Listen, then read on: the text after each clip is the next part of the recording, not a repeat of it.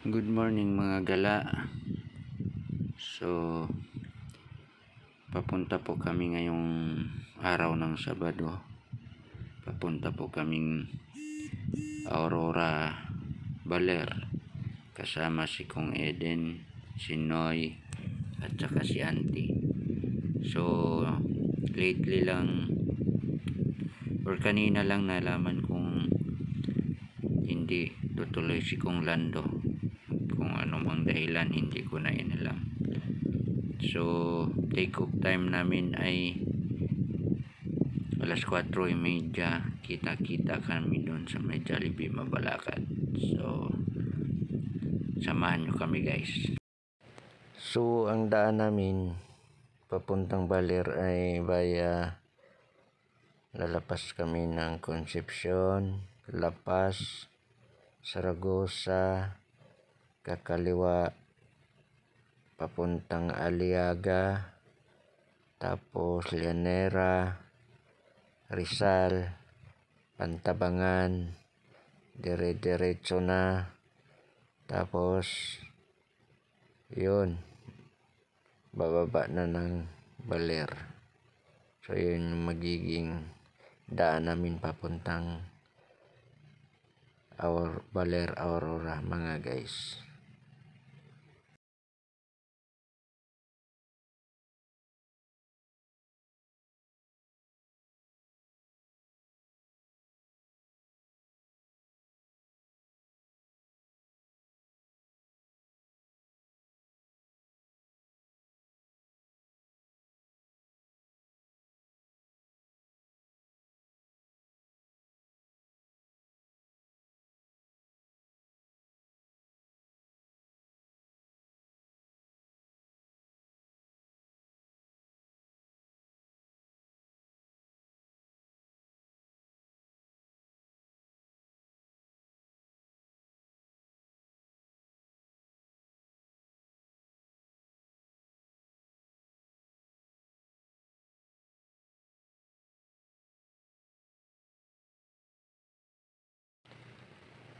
So, yung portion na to, nasa parting lapas na kami. Medyo maliwanag na.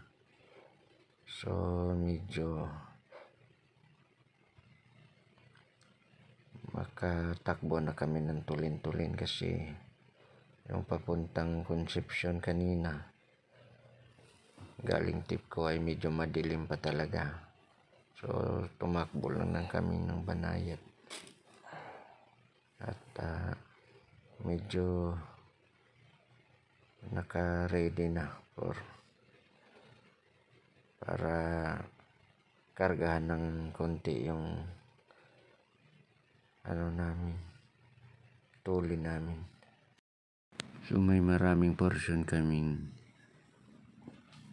hindi ko na kuhaan, yung mga landmark like mga arko, kasi medyo matuli na yung takbo namin hanggang kumain na kami ng agahan sa may bago mag-Rizal, tapos picture sa may Pantabangan Arko hanggang sa inabot kami ng ulan. Gumawa pa kami ng improvise na tapalodo. Dinaanan kami ng mga ibang siklista na pabilib at tumawa sa ginawa namin dahil kailangang dipinsahan yung likod namin sa talsik. So after nag-umpisa na kami ng tumakbo paakyat ng Pantabangan, medyo komportable ako dahil nakapunta na ako ng Pantabangan hanggang doon sa may Pantabangan Dam nung medyo lumagluwag na after ng pandemic. So hindi ko in-expect na after pala ng Pantabangan Dam napaka worst yung mga aakyatin na dadaanan namin. Grabe ang masasabi mong mahirap talaga. Nakailang tigil para mag soft drinks dahil kailangan palitan yung sugar na nawala sa katawan namin.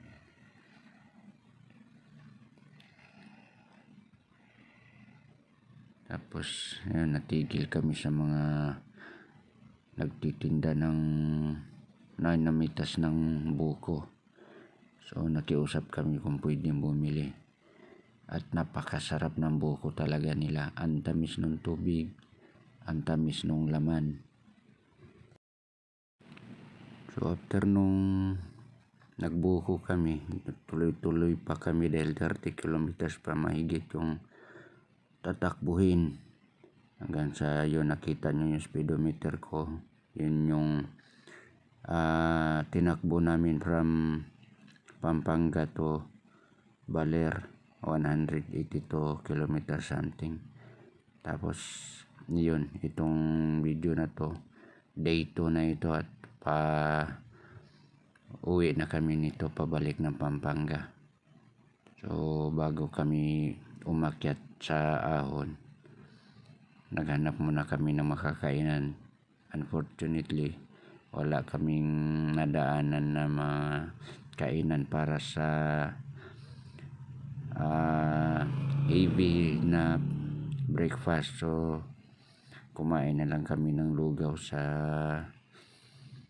yung nadaanan namin bago paakyat. Ayan, nadaanan yung mga rice field.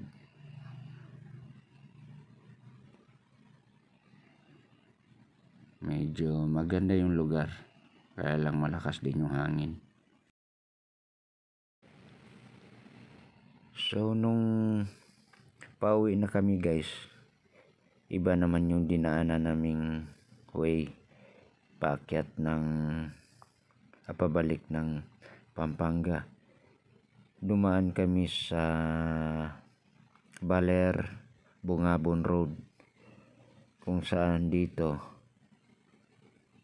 ay banayad lang yung mga ahon, pero mahaba na sa mga 49 kilometers yung hanggang approximately hanggang 10% yung gradient niya paakyat. So kahit may mga pababa, kahit nag free wheel ka, tatakbo lang siya ng mga 35. Parang makunat din talaga. At yung portion na to, biglang tumawag yung kasama namin na breakdown muna dahil may nagkaroon na ng pangangalay sa binte, dahil talagang mahirap yung ahon, pero hindi siya kagaya doon sa Baler Pantabangan Road. Kumuha rin kami ng mga video. Hindi sa portion na to, may mga nadaanan din kami mga siklista na nagpahinga diyan sa may parang dike na yan.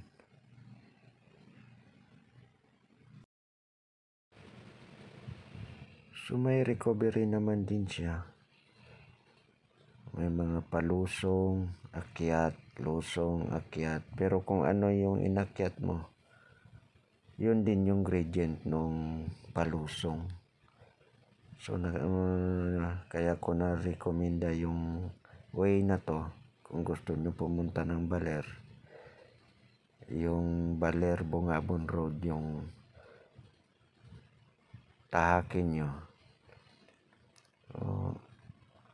Bago kayo makaakyat ng Arco, kung dito kayo dadaan, bago kayo makaakyat ng Arco ng Aurora, madaanan nyo yung Labi River, kung saan pwede kayong maligo. Napakalamig ng tubig ng area na yun.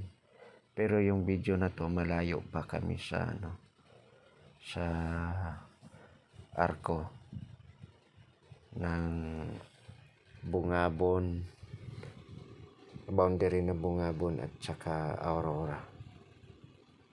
Malayo pa kami sa medyo mula Baler, nasa pang pa lang to, nasa mga 30 kilometers pa lang.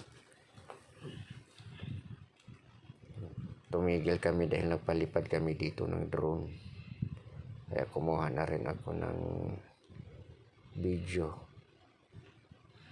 Maganda yung paligid ng nasa gitna kami ng nakapaikot na bundok. May mga motorista din na tumigil dahil kumuha ng mga pictures. Ayun yung sapa, malakas yung agos. Ayun yung mga motorista doon banda. Maganda kasi yung lugar na dito banda, kaya marami nag-stop over na mga motor.